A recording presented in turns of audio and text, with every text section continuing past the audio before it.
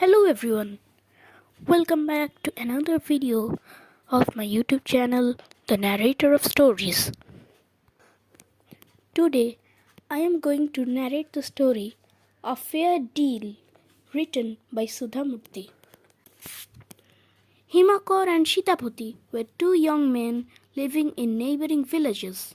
Once, a fair was being held nearby, and they set off from their homes, hoping to do some business there. Himakar filled his sack with some cheap cotton, overlaid it with a layer of fine wool, and, slinging the sack over his shoulder, set off for the fair. Shitapati collected wild leaves from some bushes, put a layer of fine bitter leaves on top, and made his way too to the fair. On the way, both stopped to rest under a big tree and got talking. "I have the finest wool in these parts in my sack. They have come from the most special sheep," boasted Himakar. "I have the best bitter leaves in my sack. They are so soft that they melt in your mouth. Usually I don't sell them, but this time I need the money, so I am going to the fair to sell them without telling anyone," said Shitapati. Quickly, the two crooks struck a deal. They would exchange their goods, and since wool was more expensive, Shitapati would pay Himakar an extra rupee, but Shitapati had no money on him. So after agreeing to pay Himakar the rupee later, the two made their way home, secretly laughing at the other's folly. However, it did not take long for them to discover that they had been duped. The very next day, Himakar landed up at Shitapati's door and yelled, "You cheat! Give me my rupee at last!" Shitapati was drawing muddy water from his well and was unperturbed by Himakar's words. "Of course I will pay," he said, "but first help me find the treasure lying at the bottom of this well. If we find it, we can divide it." Both of them were soon hard at work, and there was no more talk of wool or bitter leaves. Himakar went inside the well, where he would fill with muddy water the bucket Shitapati lowered to him. Shitapati would then pull it up. With each bucket Shitapati pulled up, he exclaimed, "Oh, no treasure here. Try again." This went on for a few hours. It started getting dark, and Himakar realized that Shitapati was using him as free labor to clean his well. There was no treasure. He was sure that if he stayed much longer, Shitapati would abandon him in the well for good.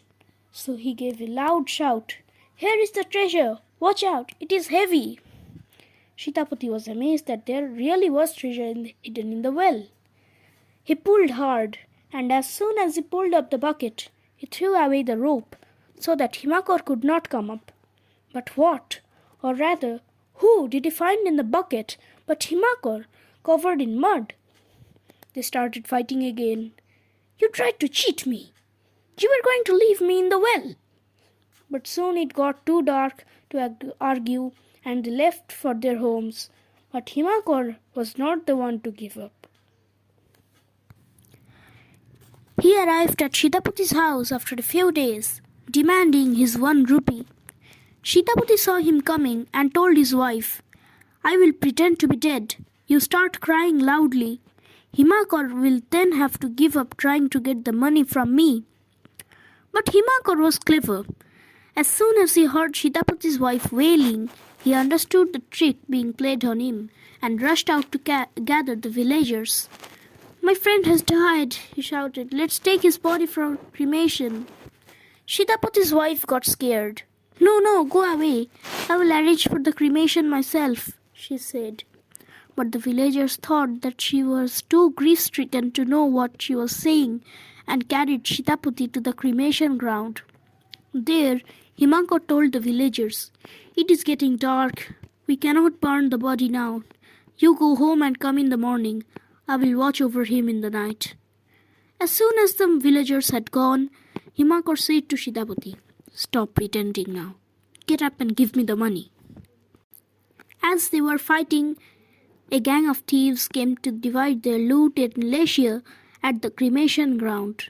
They saw one person sitting on a pyre and another standing next to him. Both were arguing loudly. Thinking them to be ghosts, the thieves dropped their bag of stolen goods and fled at top speed. The two heard the commotion and saw the bag full of gold and silver ornaments lying on the ground. Quickly, they divided it up between themselves. Himakar made sure that he got an extra gold coin for the rupee that was due to him, and the two men made their way back to their homes. The account settled at last. So everyone, that's it for today. I will meet you in my next video of my YouTube channel, The Narrator of Stories. Till then, goodbye.